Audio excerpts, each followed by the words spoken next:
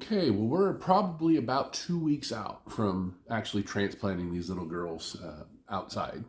There's been a little bit of situation that's occurred, and I'm actually looking for some help here if you folks know anything that's going on. Now, again, all we've used is Fox Farms and distilled water at this point. Now, I am going to be changing up on that. I'm going to start aerating some city water, get the chlorine out of it, and make sure the pH levels get down to where I need it, probably even a little bit lower than what this distilled water is. Distilled water is normally a neutral pH, but I want to get that pH down to, between 6 and maybe 6.3. What I'm finding is that each one of these plants at this time in their lives are being treated exactly the same way. But they're responding differently. So let's take a look. Now, this is the California Dream. And she just seems to be rock steady and hard. I mean, look at that plant. I mean, it's going to be ready in a couple weeks to go outside. She's going to get strengthened up a little bit with that stem. I have been putting these girls outside now whenever I'm home and I can be around them. So they've seen a total of probably about 3 days outside. I think they're enjoying the sun for sure. But some of the things that are starting to appear on these plants have happened since I've started acclimating them outside. It may be just simply that I gave them too much sun too quick after being under this false light, but I don't really think so. Let's take a look at this one. Now, this Godfather OG, this is also looking very good from a distance. Spacing as well. It's going to get a nice stronger trunk here. It's starting to show its strength. But let's take a look at those end tip leaves. They're looking a little fat, plumpy, which is interesting. There's also a little bit of curl that's happening pointed down, which normally I would always think would be maybe an over nitrogen or maybe over calcium or something of that nature. But again, remember, I haven't put anything in these plants other than just the distilled water at this point. But something is starting to happen because that's not quite right. I'm not concerned really about any of this because these plants are so resilient.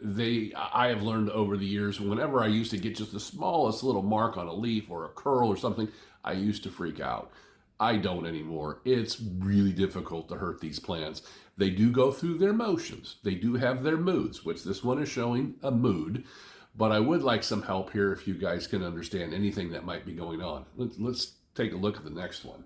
Now, again, all the same soil, all the same water, all the same love. This is my Jack Herer. Now, this one, again, looking very good from a distance, but if you get up close and take a look at this, let's take a look at those leaves. That's what we call tacoing.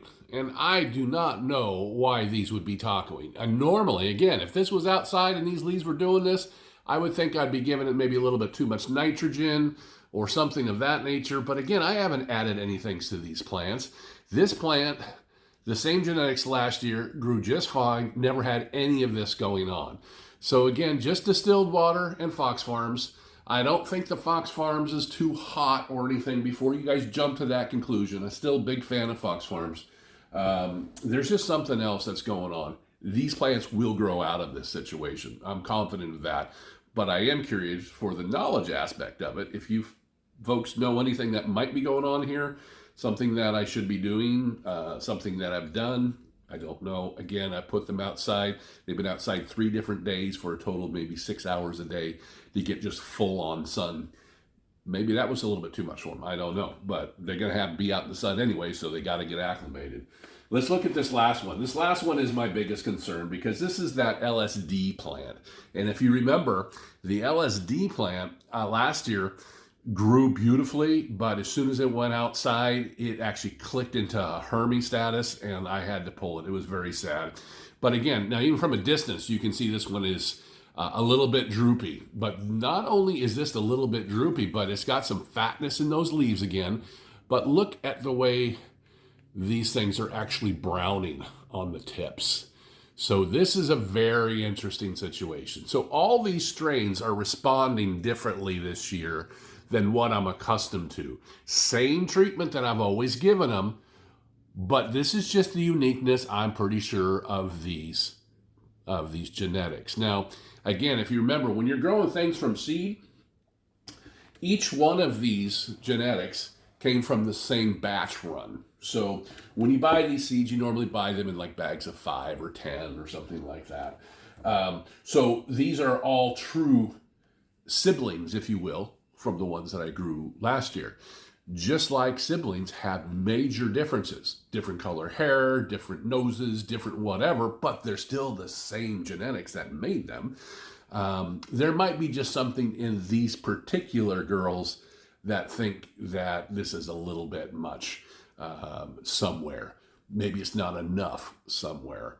Again, I'm kind of at a loss. I don't think that these are going to be problematic. I think they're going to pop themselves out of this situation very, very quickly. I don't want to just necessarily run to go add stuff, but I think it is time for me now to get off the distilled water, start percolating and aerating some city water like I always do. My city water here is about 8.0 in the pH level. I add some vinegar to it to bring it down to that 6 to 6.3 level, which has always worked for me very, very well. But in that city water, you're going to get certain minerals and things that are just not in the distilled water. That's why we use distilled water.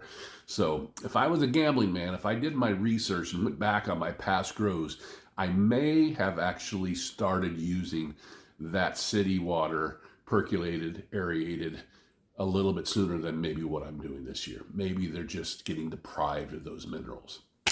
If you know something, if there's something you see here that just clicks on a light, you know what it is, please let us know down in the comments. Our viewers would need to know it. I would love to hear it. Like I said, we're all learning together. I just really thank you for hanging out here with Stroud Loud. Definitely put your comments in the bottom, maybe like and subscribe. I just appreciate you being around for sure.